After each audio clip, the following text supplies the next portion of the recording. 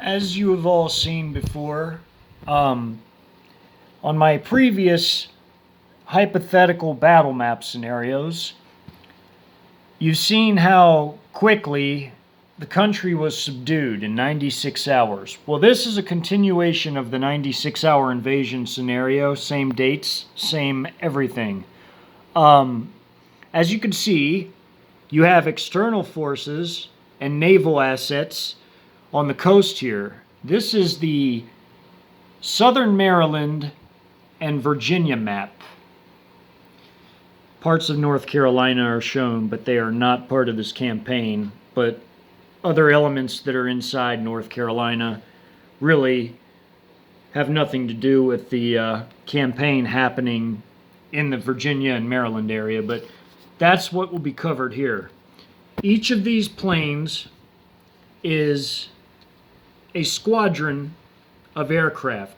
And there's aircraft of different kinds, which will be shown on the sub-regional maps, as will any naval vessels that make appearances, such as these 2 destroyers, 2 subs, these 4 subs, or the 2 cruisers and 2 corvettes, or the 4 missile boats here just north of where the 11th Mechanized or Motor Rifle Brigade of the Belarusian army makes its landings, virtually unopposed until they go more inland. But this is the first 3 days of the battle. Essentially what you have is in this sector, you have 2 People's Liberation Army Navy, which is the CHICOM Navy. You have 2 of their Marine brigades, the 2nd Marine Brigade and the 3rd Marine Brigade, making landings. The 2nd is primarily focused on the Delmarva Peninsula here, where they have a small engagement near the town of Salisbury, Maryland, and then proceed north into Delaware. And all these air support assets, meanwhile, are covering various parts. They're doing constant flyovers and air patrols or ground attack missions, and they are constantly going back to their bases in Cuba, Bahamas, or in Canada for fuel and rearmaments. These are the earmarked assets that are earmarked for just this small region of the country. In Virginia and Maryland, Southern Maryland, I should say, because Northern Maryland's different, where Baltimore and the previous 2 maps of the Cecil County were shown. You have even more CHICOM troops and their allies up there. But in this region of just Southern Maryland and Virginia, you have about a little more than 140,000 coalition, Sino-Russian coalition troops, which include the 31st Group Army of China, which is this massive formation here, and all these little faint lines are where their AO is, where they begin, where their troops muster and their units begin forming up around the capital region here. And then you have the 17th Lancers, which is a Pakistani mechanized regiment. You have the 85th PAP Brigade.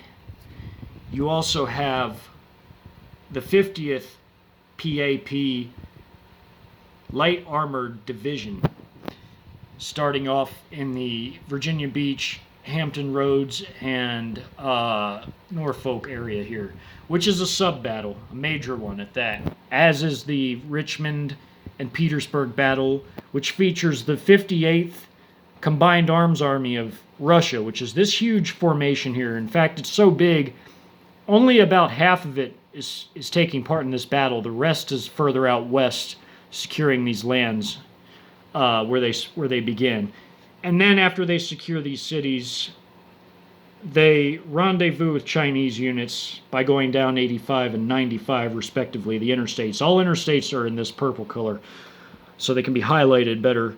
As elements of the recon brigade of the Russian 58th Combined Arms Army go and secure bridges into southern Maryland, as Chinese forces from the 31st Group Army, smaller elements, are going and taking over the coast and also taking over this installation here belonging to the Navy.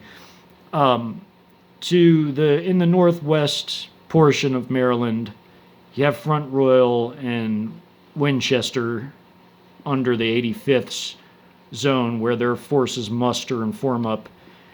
And then they proceed south, attacking any concentrations of American civilian forces along the way as they do their clearing operations in the western part of central Virginia here.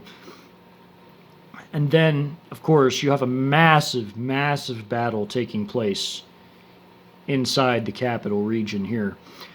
Within the first 12 hours, all these huge military installations ringing the capital are captured and the American units defeated, such as the 704th Military Intelligence Brigade of the Americans here around Fort Meade. You have the 29th Infantry Division, which is a Virginia National Guard unit. And you have the 224th Aviation, which is also a Virginia National Guard unit.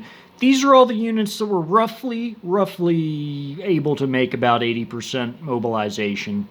And a lot of these elements in the military here, since the Trojan assault in the invasion was so rapid, it took often many areas by surprise, to where it was such that it was an all-hands-on-deck sort of a deal, where even troops and sailors, Marines, even paramilitary like your alphabet gangs and everything, it was all hands on deck. Everybody had to take a part in the defense. All in all, there were just a little bit more than 30,000 American defenders in just this region that threw up hasty defenses when the invasion began. This is not after the 4-day invasion, when there's a general uprising among civilians. Although civilian elements did take part, each of these squares here is roughly 500 to 1,000 civilians. In concentrated form, to where they actually were working somewhat together and trying to fend off the aggressor units. But as you can see, the overwhelming naval, air, and ground power was often too much, and the external beachlanders would eventually drive their way in to support other operations that were going on deeper inland. But essentially, that here is the macro map. Macro meaning a larger view map.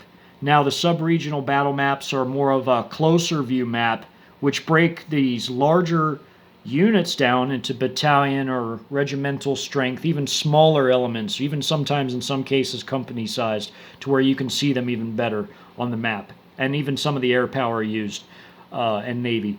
So I will come back later with more videos going with my